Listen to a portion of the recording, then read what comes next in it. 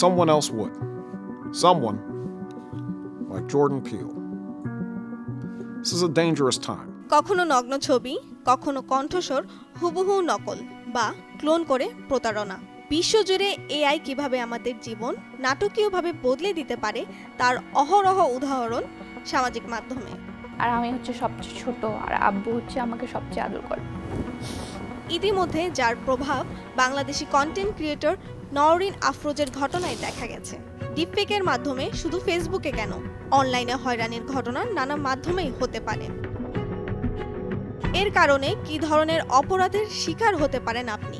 Facebook বা email account hack হওয়া, fake ID খুলে আপত্তিকর ছবি বা ভিডিও তৈরি, উগ্রধর্মীয় সন্ত্রাসবাদী কন্টেন্ট শেয়ার, অন্যকে ফাঁসানোর উদ্দেশ্যে তার বিকৃত তথ্য ও ছবি ব্যবহার, হুমকি দিয়ে টাকা আদায়, অনলাইনে প্রশ্ন ফাঁস ইত্যাদি। আমাদের অ্যালার্ট থাকা দরকার যে কোনো কিছু একটা আসলেই যেন আমরা ওটাকে বিলিভ না করে ফেলি, অ্যাটলিস্ট ওইটার আর আশেপাশে একটু ঘেটে দেখা বা একটু গুগল করে দেখা। একজন মানুষের যে অর্থ ক্ষতি যাওয়া বা অন্য যে কোনোভাবে তার আর্থিক ক্ষতির জায়গাটা হয়তো বা বাড়বে, বা র্যানসমওয়্যার অ্যাটাকগুলো হবে।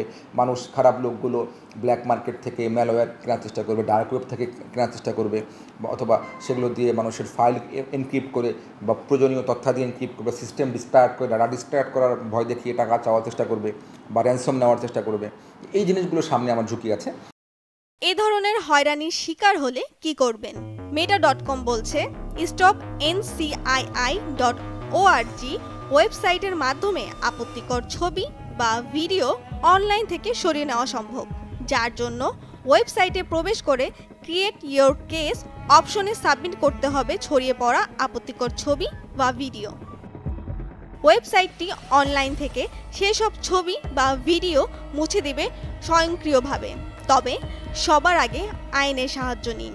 আমাদের একটা পেজ আছে, সাইবার ক্রাইম ইনভেস্টিগেশন ডিভিশন, সেখানে সার্চ দিলেই, ফেসবুকে লিখে এটা সার্চ দিলেই আপনি পেয়ে যাবেন physical address, mobile number, email address and আমাদেরকে রিচ করানো জায়গা। তো আমাদের জিডি করেন বা মামলা করেন বা এফআইআর করেন, তারপরে আমাদের কাছে আসেন, দেন আমরা একটা ব্যবস্থা নেব যত দ্রুত সম্ভব। আপনার সোশ্যাল যে আপনার স্ট্যাটাস সেটাকে বা সোশ্যাল যেটা সম্মান সেটাকে অক্ষুণ্ণ রেখে ক্রিমিনালকে কন্টেইন করা এবং আপনাকে সুরক্ষা দেওয়া।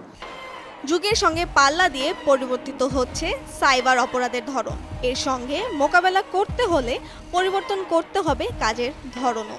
বাইরে থেকে যে অ্যাটাকগুলো স্টেট অ্যাক্টর বা নন স্টেট অ্যাক্টর যারা আছে, খারাপ লোকগুলো আছে, তাদের যে আমাদের উপর যে অ্যাটাকগুলো আসতে পারে সেগুলোকেও আমরা এআই এর মাধ্যমে চিহ্নিত করে সেগুলোকে আমরা আটকে দিতে পারি। যেমন ডিডোস অ্যাটাক, আমি মেশিন লার্নিং অ্যানালাইসিস করে যদি আমি একটা এআই বসাতে পারি, এআই তখন ওইটাকে আটকে দিবে।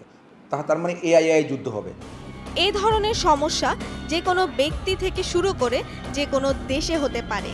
এক্ষেত্রে ব্যক্তি সচেতনতা ও প্রয়োজনে আইন শৃঙ্খলা বাহিনীর শরণাপন্ন হওয়ার বিকল্প নেই। হাসমি জাহান সেতু, প্রথম আলো।